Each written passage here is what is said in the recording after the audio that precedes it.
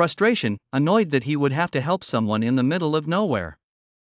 As he got out of the car, the feeling of being watched intensified.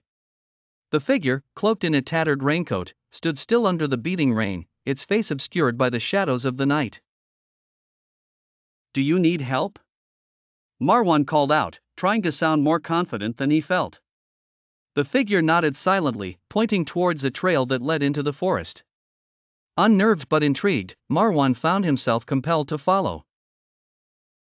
If anything, he reasoned, it was a chance to explore the sense of mystery that now enveloped him like the gloom of the weather. They trudged through the wet underbrush, Marwan's footsteps echoed by the figure's silent glide. Trees towered above like sentinels whispering secrets to one another, and the air was heavy with the scent of moss and rain. "My car, it's stuck," Marwan stated, hoping for some dialogue. Silence. Instead, the figure kept leading him deeper through the snaking trail. Soon, they came to a clearing where an old, abandoned cabin stood shrouded in layers of mist. The figure gestured towards the door before vanishing into the darkness from whence it came. As his guide disappeared, Marwan could hear the faint sounds of whispers carried by the wind, words indistinguishable yet oddly soothing. Marwan hesitated, torn between retreating to the safety of his vehicle and exploring the riddle standing before him. Curiosity consumed him, and he began to approach the cabin. Each step resonated with an invisible connection to the place, as though he were meant to be there. Inside, the cabin was untouched by time.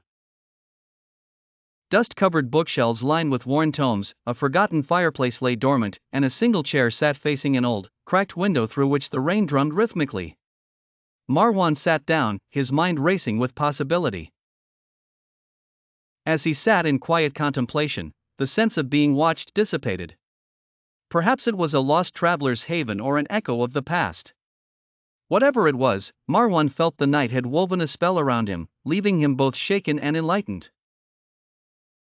Eventually, the storm passed, and as dawn began to break, he rose and headed back to his car with a newfound understanding that sometimes, the shadows held deeper meanings than first perceived. With a last glance back at the cabin, Marwan returned to the path, calmer and more at peace with both the solitude of the mountain road and the mysteries it still concealed.